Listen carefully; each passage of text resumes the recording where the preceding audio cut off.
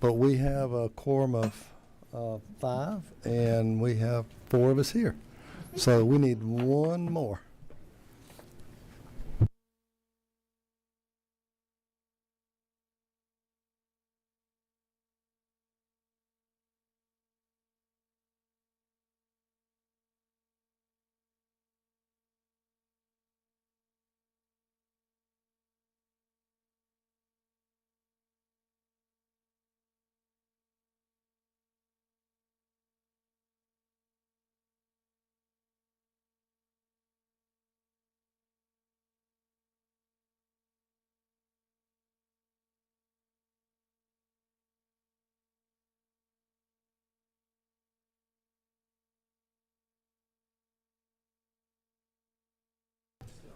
And the magic number is here.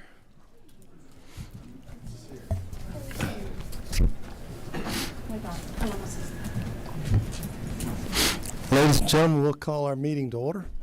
Since we have our quorum here today, we have asked, let's see, in regards to House Bill 1039 and 1098, the One Georgia Authority, we are fortunate today to have the very commissioner to come in and tell us exactly what the One Georgia does, what it was intended for, and he's going to do that in a very succinct fashion. And Mr. Commissioner, if you'll pull up the microphone there, so Mr. Christopher Nunn, you have the mic. Fantastic. Thanks so much. It's great to be with y'all. Thanks for all the work that you do, and thanks for the invitation. I'm sorry I wasn't here at your last meeting. It was really the first I'd heard of this, but I did listen to the meeting, and I thought that maybe really quickly, sorry if I speak too fast, that I could address a couple of concerns, talk a little bit about the history, and then maybe just explain what One Georgia does today. Would that be? Please. So I appreciate, again, the opportunity to be with you. I heard the questions about equitable economic development with lots of focus on One Georgia. And I thought it might be helpful to answer some of those questions and briefly discuss the history. Now, I am pinch hitting for Jenna Webb, who was here earlier but had to make a 5 o'clock meeting in Thomasville. And so I'll try to do my best to address the questions. I think it's probably useful to start with the legislative intent. Start with what you directed us to do. As you may recall, this is a program, or actually an authority that was created in 2000 on the heels of the 1998 tobacco settlement. And the legislative intent in statute very clearly says, despite the overall prosperity of the state, the economic prosperity and development of rural Georgia has lagged behind that of urban areas. You know, I'm not a demographer. I don't come to you armed with lots of data.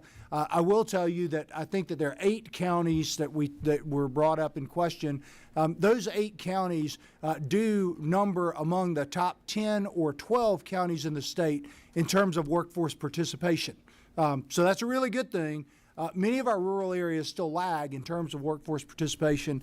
And so the One Georgia Authority was really created with legislative intent to support rural parts of the state.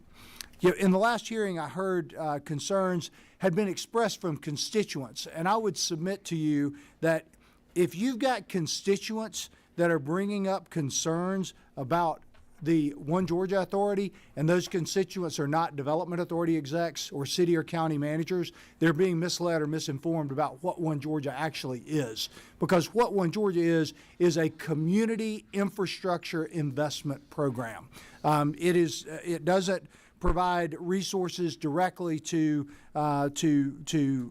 individuals or folks across the state. It simply comes alongside local government and invests in infrastructure. I also heard some feelings of, honestly, exclusion. And I want to suggest that it's really important not to look at a single community development program in a vacuum. For example, the communities that, I think that there are 8 communities that are ineligible for One Georgia funding. Those communities directly, over the last 5 years, have received $285 million in direct community development funding from HUD. So direct federal funding to focus on community development in those communities.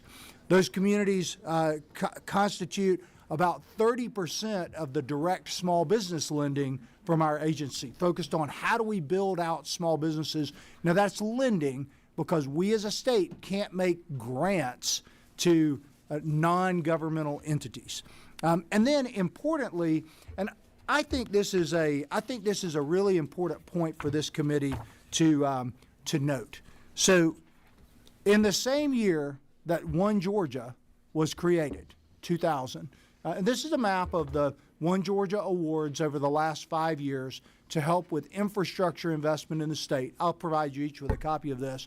There was also another important companion piece of legislation that was passed, and that was a state housing tax credit to pair with the federal credit. And the intent of those authors was to drive rural workforce housing in a way that also benefited the metro areas.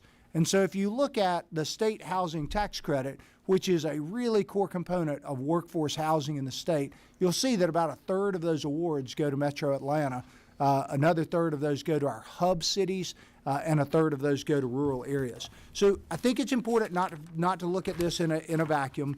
But what does One Georgia do? It really invests in capacity for communities who don't have the population and resources to go it on their own, in an attempt, and I will argue very successfully over the last 25 years, to help those communities to grow. Representative Al Williams, who is not here, I don't believe, asked a question about county eligibility. And I think that there was a lot of confusion about that in the last meeting. I'll boil it down simply to this. If you are a county in the state of Georgia that has a population of less than 50,000 people, we consider that county rural and eligible for One Georgia. Now, we also recognize that our residents across the state their economies or their trade areas are not constrained by county boundaries. And so in all parts of our state, metro and rural, there are people who commute for good paying jobs, and those jobs provide income that circulates in those communities. If you are a county that is adjacent to a rural area, 50,000 or less, you are considered conditionally eligible, and you are any application that we receive from those conditionally eligible counties is expected to meet a much higher standard, both in terms of the match requirement and also the regional impact. So we would be looking at, in hub communities, is this a project that truly has a regional impact, that truly impacts the rural communities that surround that area. There are two really core programs focused on capacity building that we're operating today. One is the Site Development Initiative. You heard this in the budget. This is honestly, over the last 25 years, One Georgia has invested and helped to bolster opportunity in industrial parks in smaller communities across the state to help them help themselves. After a lot of investment over 25 years, the past 5 years we've seen unprecedented demand, and many of those have been put to use. So the Site Development Initiative is simply an intent to help repopulate all areas of the state with good industrial capacity. And then we also have a workforce housing initiative that has, over the last 2 years, made investments in about 31 communities across the state. That's basically what One Georgia does. Let me stop talking now and maybe entertain questions that I've not addressed, but hopefully that gives you a little bit of flavor of the history and what you instructed us to do, as well as some of the concerns around eligibility and the current programs. Representative Townsend. Thank you, Mr. Chair. Just a quick question. Thanks for being here. That helped a lot. So, for example, if a neighboring county qualifies for the Rural One and the other county, the adjacent county beside it does not, it has parts of a rural area, but also has a hub community, for example, Glenn, like say Brantley or McIntosh, would they be considered a secondary, or are they too large? No, we would simply look at the opportunity in the conditionally eligible community, and we would expect more. If you came in and we're creating a small number of jobs, and let's try to use a hypothetical example. 30 or 40 jobs in some of our most rural communities are a really big deal. Yeah. A really big deal, right? 30 or 40 jobs in a hub community may not be quite as big of a deal, but 300 jobs in a hub community is a huge deal and is going to impact all of those neighboring communities. Also, that hub community, certainly like our larger urban areas, have more population and more resources. And so if you are a hub community and you came to the table requesting One Georgia assistance, we're probably going to look at, what do you have in the game? What are you, local community, really bringing to the table that you are asking the state to come alongside you because you've got more resources than those very rural communities? Does that help? It's perfect. Thank you. Other members? I guess if I can cut to the chase a little bit, Commissioner, this kind of is like a round peg in a square hole, in that it's a great opportunity for our smaller counties, which is what it was designed for. And maybe we might look outside the box for some other opportunities to help exactly where we're trying to go here for Representative Davis, maybe. Well, I couldn't agree more, and that was my point about don't look at this in a vacuum, right? We know that our job is to support 11.2 million Georgians, and the needs in DeKalb County look very different than the needs in Decatur County, right? But that is why we try to work with all of our communities to address those needs from a housing standpoint and an infrastructure standpoint as well. Other questions of Commissioner? What I'm going to, yes, ma'am. Yes, ma'am. Thank you so much for coming. I guess my objective is looking at the fact that in high populated metro areas, we're faced with a number of federal funds that are being cut, that normally those counties can go directly and get their money from the federal. When you look at deserts, food deserts, pharmacy deserts, medical deserts, you name it, banking deserts, these are still affecting your disadvantaged, underserved resources within metro Atlanta. So I can hear what you're saying, but after 25 years, the scope of the availability of money is drying up in many ways. And the need is expanding. So when you look for a corrective action plan that can bring funding, you look at all the possibilities and you look at what are the barriers. Right. So I am very much open.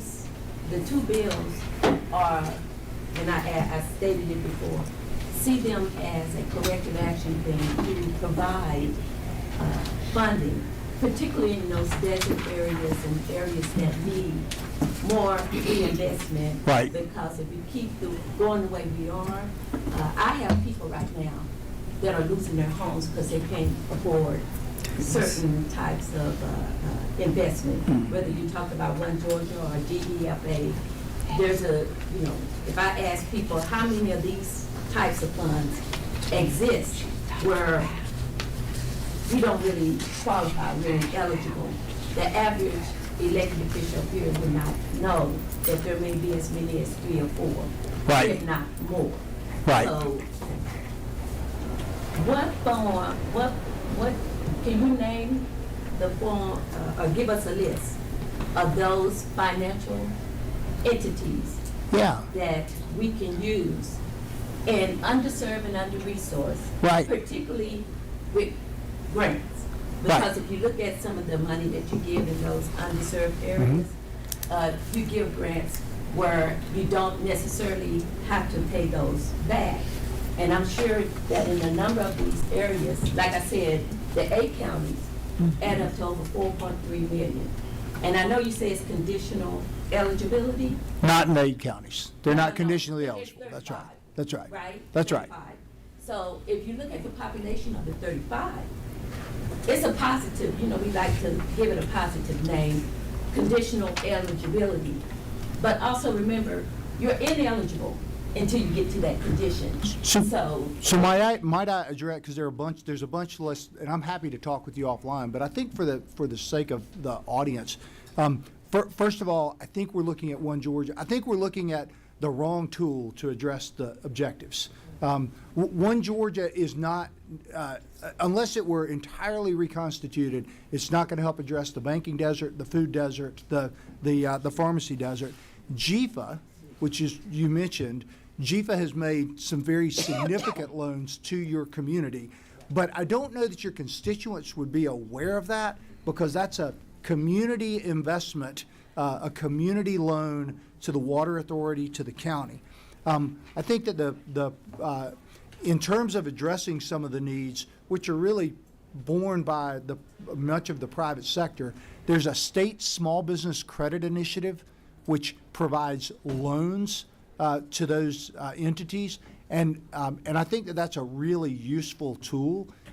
The state doesn't make forgivable loans to individuals. We make loans, so the state small business credit initiative is probably a really useful tool, as is the community development block grant, the federal dollars. And I share your concern about the potential threats to CDBG in Washington. That's an important tool to our metro communities and our smaller communities alike.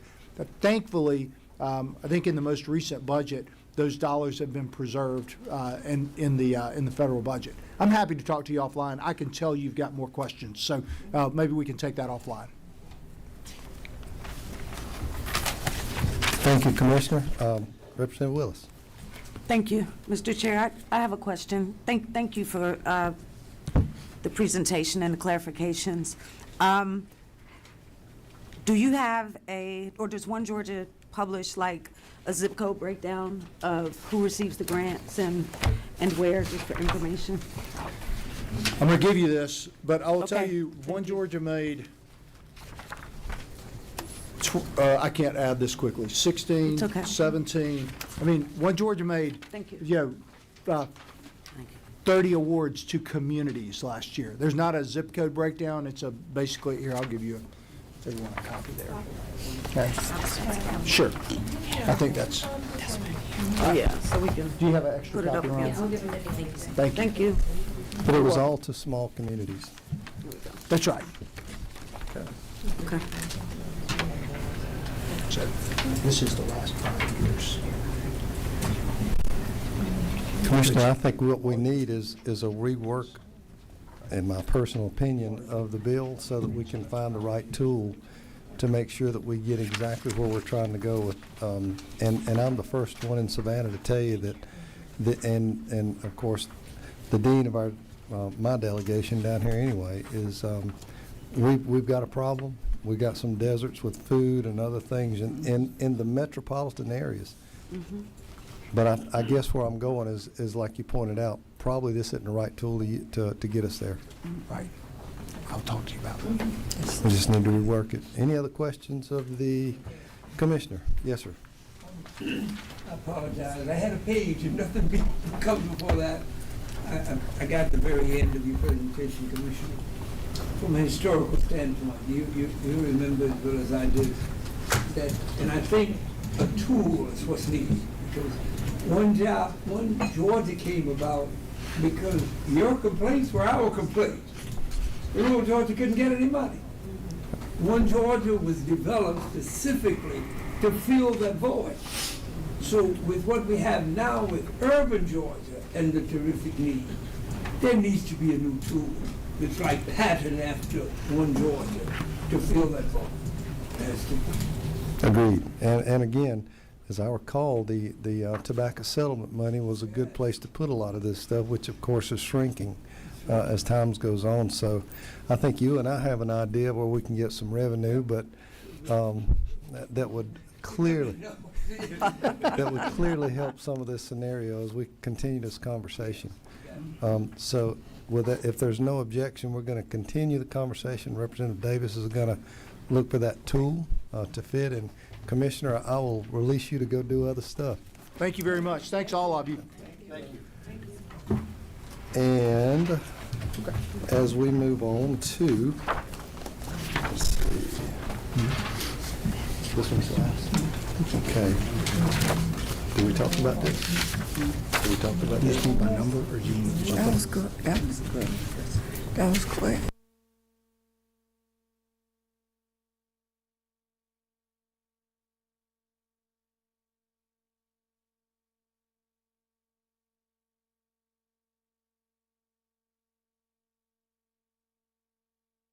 Ladies and gentlemen, we're waiting on a sub to come from Let's Council.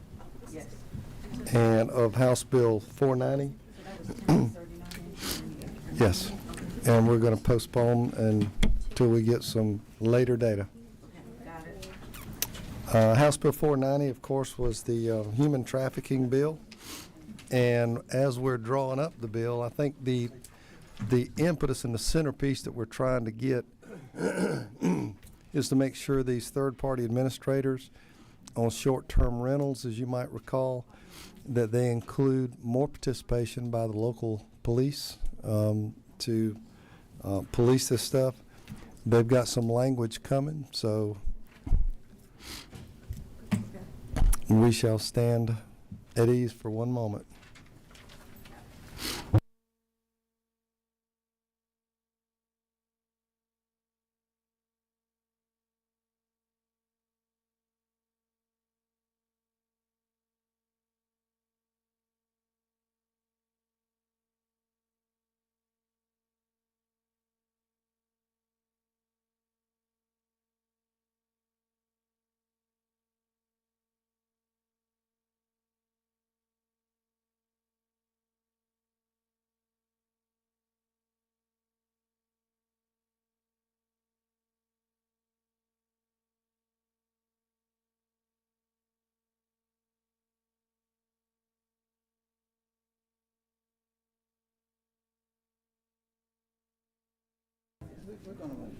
Ladies and gentlemen, we're going to postpone, as it's going to be a little while, on House Bill 490. And so we've got one last presentation coming. And if you'll give me just a moment, they should be coming in any second. So House Bill 490 without objection. We've got some clarifying language, so we'll talk about that next week. There's one more issue, and we'll for just a moment.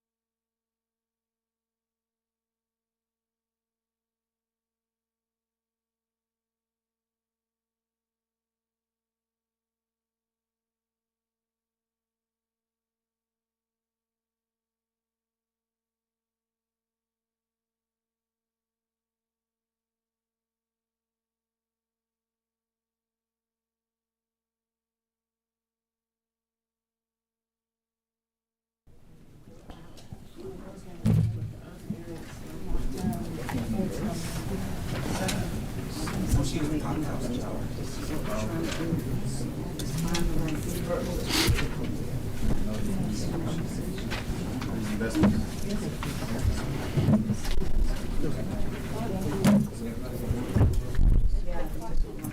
Georgia's the right tool, so One Georgia was created and they're doing tobacco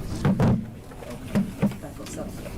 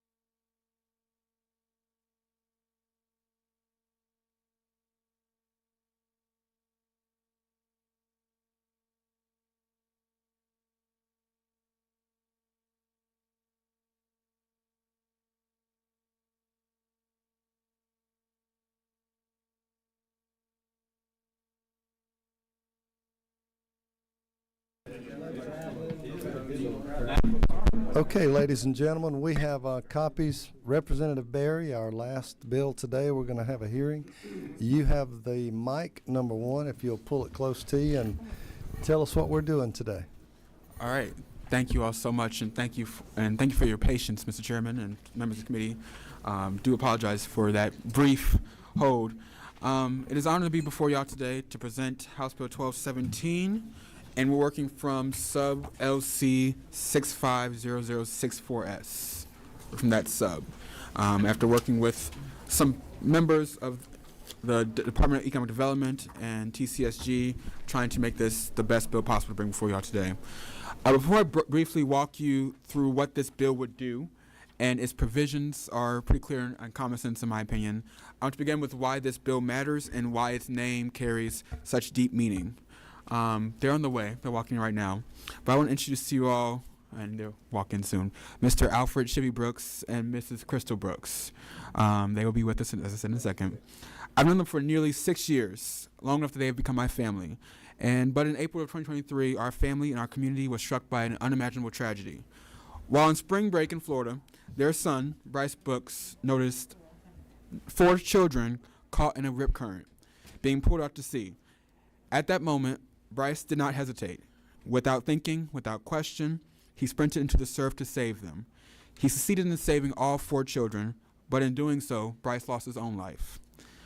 What an act of courage, something that most of us, myself included, can only hope we'd have the strength to do. But yet that tragedy deepens when you consider this. Six minutes underwater is the point after which irreversible brain damage begins. Bryce's emergency response time was 7 minutes because the public beach he was on had no lifeguards on duty. And that 1 minute made all the difference in Bryce's life. It's not an isolated tragedy. It reflects a larger reality about water safety in this country. According to data compiled by the National Lifeguards organizations, the chance someone will fatally drown, I'm on page 2 of the presentation now, will fatally drown while at a beach protected by trained U.S. Life Saving Association lifeguards is just 1 in 18 million. Lifeguards perform tens of thousands of rescues annually, and their preventative actions far outnumber rescues, intervening before emergencies escalate.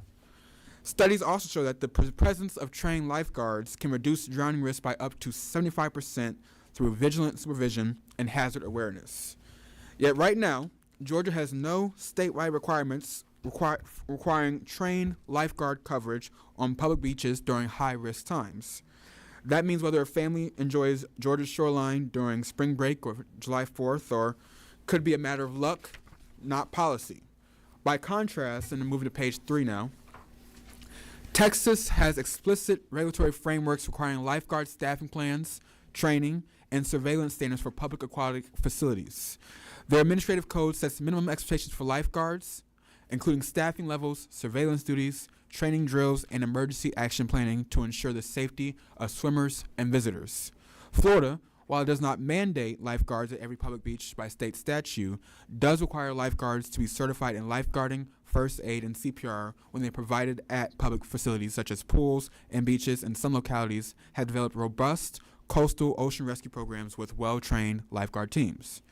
In other words, where some states set clear expectations about training and supervision, Georgia currently has no statewide baseline for beach lifeguard protections, and families and visitors are left vulnerable as a result. This bill changes that. HB 1217 would ensure that during high times of occupancy, such as spring break, 4th of July, Orange Crush in Savannah, and other peak tourism events, trained lifeguards are positioned every 150 yards on our public beaches. That means real people with specialized rescue training ready to detect hazards early, intervene quickly, and prevent tragedies before they happen. House Bill 1217 also creates a pilot workforce development program within TCSG, and we moved it to the Department of Economic Development after working with them and talking to their great team, to recruit and train high school students as lifeguards. This program not only will fill vacancies with local talent, but build career pathways in public safety and emergency response for young Georgians, work that is meaningful, community-focused, and life-saving. We have worked closely with the Georgia Department of Economic Development to ensure this pilot is structured for success and confidence that it will grow stronger lifeguard workforce right here in our state.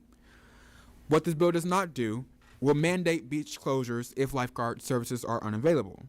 What it does is provide common sense guidance and uniform expectations on how our public beaches should operate during high-risk, high-traffic times, ensuring that trained, life-saving services are there when they matter the most. We can honor Bryce's memory not only in words but in policy by making sure that no more heroes are lost simply because help was not there in time. So for Bryce Brooks, for his parents, and for the heroes and all of our children, I respectfully ask this committee's favorable consideration of House Bill 1217. Thank you. I'm happy to answer any questions. And I know when Mr. Brooks walks in, he would want to say some words as well. Thank you. Thank you, Mr. Chairman, and thank you, Rep. Berry. When I was in high school, the pipeline for lifeguards was a coveted position. It's what everyone in Atlanta wanted to be. It was the summer job. You had two choices in Atlanta. You wanted to work at Six Flags, or you wanted to be a lifeguard. And this is a city that had a very rare urban swim culture with national swim teams, the Dolphins and others. And so I remember this incident as a friend of this family, where Bryce saved his friends, all of them, and he perished. And so being able to do that with swim training without the presence of assistance was tragic. And so I commend you for putting this together, not only from a space of remembering Bryce, but from a space of creating a workforce pipeline for high school students to receive life-saving training and to have presence. And although I am in a landlocked area in the city of Atlanta, but one who travels often and visits our coastlines often, I commend you for this, and I think it's fantastic. Thank you for being thorough and diligent with it. Thank you for that. Representative Franklin. Thank you for this. I'm just reading over. I know it's a hearing, so I just kind of want to make some suggestions to kind of consider and think about if you don't mind. I'm looking at line 17, the definition of beach. I think I left my paper over there. Can you give me one? Sure. Yeah. No, Thank you. 17, yes. so the definition of beach, I'm just wondering if maybe we can define that a little bit clearer, because, you know, Georgia, we have a lot of out barrier islands like Oakland Island, Cumberland Island, Walsall Island, and I don't think your intent is to have lifeguards on those islands that, you know, nobody's there, correct? Correct, yes. This is meant for public beaches, not public parks, yes. High places? High places, yes, sir. Yep. And then on line 25, it says periods of high occupancy. I know you gave some examples of like Orange Crush and those times, but maybe that could be just more defined, a little clearer, so that it would be, you know, super clear. So I think, you know, 150 yards, I first circled that, but I understand it if it's a high period of a lot of people there. But if that could be defined a little bit clearer, that would, I think, help the bill a lot. Yeah, that's true. And who would determine what the high occupancy would be? So if that definition could be really cleared up, make it super clear. But yeah, that's just a suggestion for you. Thank you. That's a good suggestion. Other members? Yes, sir. Thank you, Bill. It's a good bill, but like Representative Franklin, you know, I'm thinking there's certain times, like an Orange Crush, you've got 50,000, 60,000 people, 150 yards is too big then, because the density thing. And there's got to be some flexibility, because we're on special days, and people are cover to cover. 150 yards becomes a mile. You just literally be able to handle it. Secondly, let's look in and just get some estimates. Big problem has been cost. How do you pay? And that doesn't seem like a big thing, but that's everything I hear, is how do you pay the lifeguards? You gotta figure that out and make some recommendations there, because it's imperative that we give some incentives. I remember it was such a good job, folks just wanted to be one. And there were certain fringe benefits that was better than the money. But now, how much is in it for me? You know, let's check and see some costs. But I think it's a good bill. But anybody that lived on the coast, like me, we can go back as far as we can remember. And a lot of people have been sacrificed to riptides. It's tough. And other things, cramps, you know, you name it. I've just buried too many people. So many people I've known have died. It's a good bill. Thank you. So on line 32, and we can make this clear as well, it does let the technical system determine how much it would like to pay, but I think 32 and 33, subject to appropriations. What does it say? Subject to appropriations as assessed by General Assembly for such purposes, the State Board of the Technical College System of Georgia shall develop and implement a pilot program. So I think that's the responsibility that we have.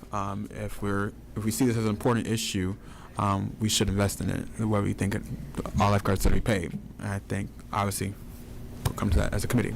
Representative Parrish. Thank you. Guys, for bringing this bill. Just want to thank you for bringing this bill because I too am a friend of the Brooks family and remember this incident and what a tragedy it was. Most important that we do a good job of fixing the things that are broken. And this is one of the things that is broken on that day. So I want to thank you so much for bringing this bill forward. And look forward to the day that we can say we may do that. Thank you. Chairman Stevens, the family is here, and I would like to turn this over to his father, Chevy Brooks. And if you'll come up to the mic, I would say next to Representative Berry. And please come, you have the committee's attention as we're number 10 here. And as we're working through this bill and trying to make sure we have no unfunded mandates and unintended consequences to try to get to a solution, especially the mandate. Your hat better than mine. Count on one vote. You wear it better than I do. It's all right. And we appreciate the loss, and again, you have the floor. Thank you. First off, just thank you for having me. My name is Alfred Chevy Brooks. I have the honor of serving as a high school economics, personal finance, and government teacher at Charles R. Drew High School in Clayton County. I also have the honor of serving as the first active teacher to be elected to the Atlanta Public School Board. But today, I am not here in any of my official capacities. I'm simply here as a father. April 6th of this year will mark 6 years since my family experienced the tragic loss of our 16-year-old son, Bryce Brooks. 3 years. 3 years. It feels like an eternity. Who was an Atlanta Public School honor roll student. And unfortunately, we lost him to an accidental drowning at a beach in Florida. That day, Bryce saw 4 smaller children being pulled further and further from the shore by a rip current. He didn't hesitate. He went into the water to help. He was able to alert others on the shore to come and help retrieve the children. And all of the children were brought back to shore, but in the process, Bryce was caught by the same rip current and was unable to make it back to shore. In a panic to find him, our dear friend Charles, who we call Uncle Chuck Johnson, went in the water to try to retrieve Bryce, and unfortunately, he too was taken by the current. Bryce and Uncle Chuck both lost their lives on that day. One of the children that Bryce helped to save later passed away after being in a coma for 2 weeks. All of the children that were involved in that incident happened to be students of Atlanta Public Schools. This issue is deeply personal for my family. It has also informed my experience. I served as a lifeguard for 15 years. Since my sophomore year of high school, I worked in the Metro Atlanta YMCAs and later served as an aquatics director at the Wade Walker YMCA in Stone Mountain, Georgia.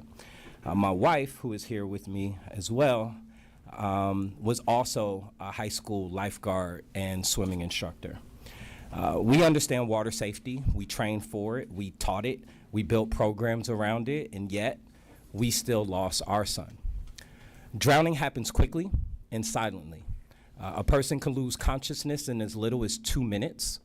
Irreversible brain injury often begins between 4 and 6 minutes without oxygen. So each year in the United States of America, more than 4,300 people die from unintentional drowning, which averages to about 11 lives lost every single day. Georgia averages more than 60 drowning deaths annually.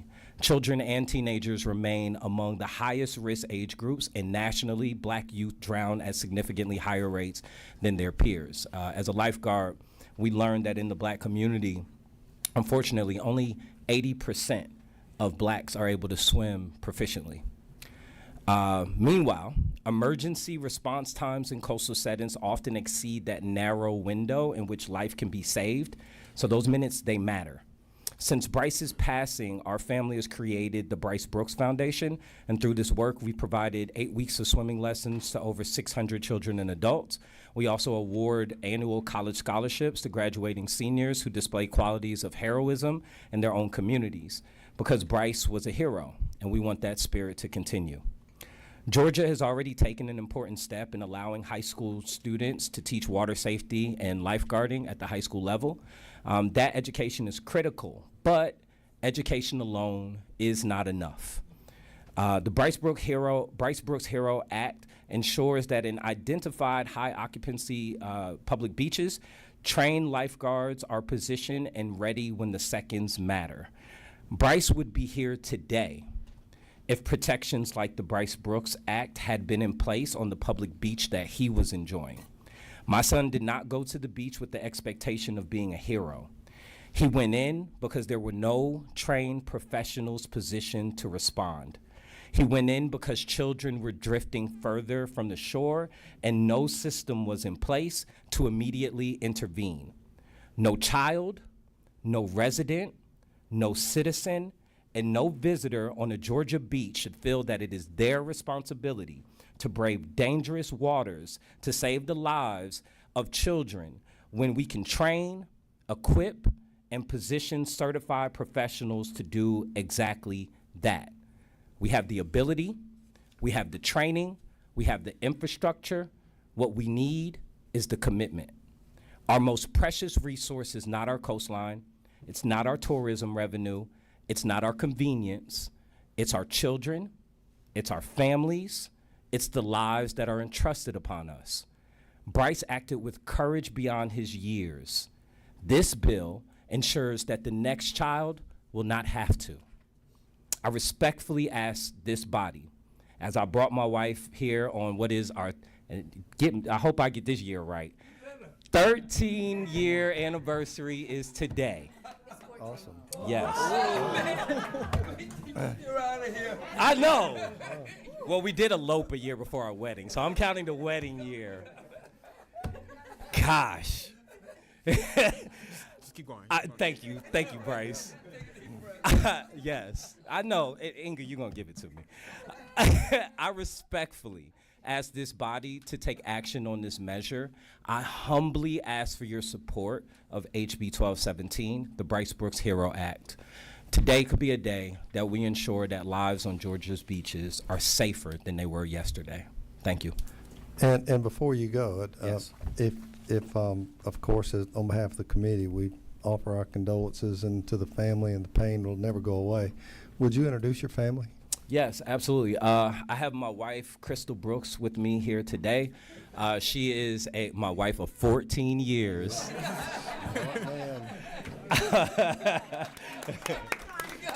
Right. Exactly. I got that right. My wife, Crystal, is a registered nurse. She works at Northside Hospital. And so, our family lives in service to others. What is true is this. The average public beach, unfortunately, because it doesn't have lifeguards, will use the fire rescue teams to respond. At best, their response times are 6 to 8 minutes. At best. So at that point, we're not talking about rescuing anyone from waters. We're only talking about retrieval. So my ask of you all is to please take this opportunity to push this legislation forward because it is desperately needed, and I would hope that no other family would have to endure the things that we've had to.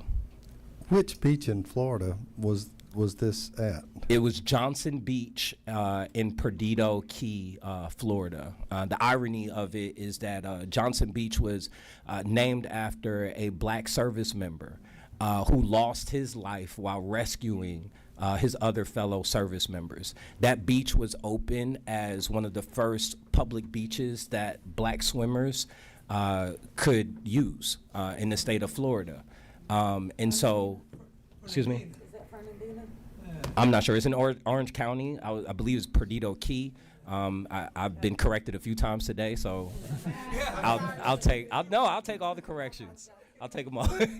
But what is most important, and I'm pushing with state legislators in Florida to move this same action ahead as well. They lose 500 visitors to their beaches annually.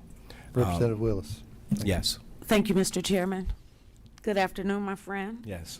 And family, happy anniversary on today. Thank you. Just thank you for the advocacy.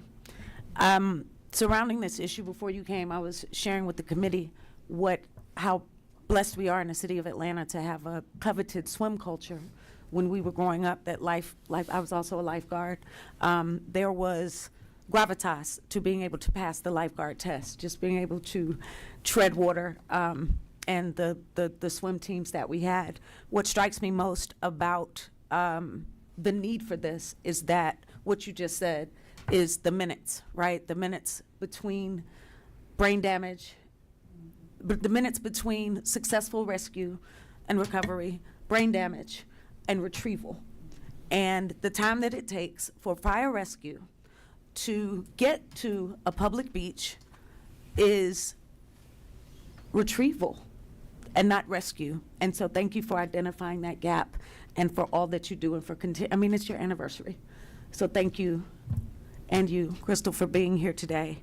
And I look forward to finding some way, not just to honor Bryce's legacy, but to fill a void, because we do have Orange Crush, we do have tourism coming into the state that parties and celebrates at beaches, and just knowing that there's no one there to rescue them, but people who are patronizing the beach and have a choice to make between being courageous or waiting for fire rescue is alarming to me. So, thank you. Representative Jones. Thank you, Chairman Stevens. My condolences to the family. I just want to thank you, Bryce, Representative Bryce, for bringing this bill, for bringing this bill to the committee. I am deeply moved by the story, and I hope that this committee can do more. I appreciate that this bill uses the measured pilot program that you were talking about, because now we're not talking about a permanent expansion or a blank check. We get to use measurable outcomes. We get to see the data and how this works in our state to move forward. I also think that is good stewardship as it relates to tax dollars when we do it the way that you are asking. And now we are having an opportunity to strengthen our workforce and get it ready without growing bureaucracy. I love the fact that local communities are able to have some flexibility with this, as well as continue to have the state of support. I just, God bless you for this, and I think the state of Georgia is going to be even better as it relates to our economic development and tourism, because now we get to save lots of money in liability clauses or causes versus being preventative. So this is definitely a preventative measure to keep money in our coffers instead of spending it on liability claims. So thank you again. Other members? Yeah. Yes. You have my condolences. Pull your microphone. mic up, Ms. Edmond. Okay. Thank you. As everyone mentioned, Orange Crush. There have been so many things that have happened, even beyond Orange Crush. And there has got to be something done. And it has to be not just here in the state of Georgia, but all over. You see our young people, they're going to go out there because they want to be in that water. I'm hoping as we move forward and as we hear this, that we find some kind of way to do some preventive kind of sites and what have you. In Savannah's, the Tybee Island, have holes where the people can go around, and our young people are going to do that. Go around, what you call those things? Jetties, is that what I'm talking about? Mm-hmm. Okay. And our kids are getting in trouble because they want to be in that water. My question here now is, what are we trying to do, to see what we can do to make sure that our waterways are very protective and that we can protect the families that are losing their children out there in all of this water. I wouldn't swim in Tybee Island, and I've been there all my life because of the sinkholes and the this and the that and what have you. What are we trying to do here? The bill looks like it's to start a pilot program with the pilot system under the university system of TCSG. Okay. So, and it's not a mandate, so subject to appropriations. So it has some work. There's some holes that we need to fix. So this is a beginning conversation to see if we can get the ball rolling. Yeah. Thank you. Other members? Yes, sir. I'm trying to remember. I probably go to Caney Prince more than any other beach that I go to. I don't ever remember seeing a lifeguard stand on the beach that goes by Caney Prince, and remembering that at the high water line have become state property, and immunity is extended against liability once you get on state property. Same thing applies in Florida. So it has to be done because there's very little recourse. That's right. You get caught in a riptide because the immunity piece sets in. State won't pay anything. The hotel is definitely not responsible because they're on the setback. So that's state line in there. The lifeguards could pretty well be the only recourse that we have to make this happen. It's interesting, but I'll be interested in seeing how we perfect this to make sure that we can pass this, not just out of this committee, but before the full House and then in the Senate. Has some work. The gentleman makes a good point. Any other comments before the committee before this gentleman goes towards Savannah? Thank you, Rep. Thank you. Yes. Again, I wanted to thank you again, Representative Berry, and I truly want to thank you for bringing the issue to the committee. And again, with our condolences, and on your 14th anniversary, did I get that right? Somebody did. Somebody got it right. I learned a long time ago, whenever you're in a hole, to quit digging. So the gentleman, if there's nothing else to come before the committee, we have a substitute for next week for the House Bill 490. We will carry that up then. We are adjourned. Amen.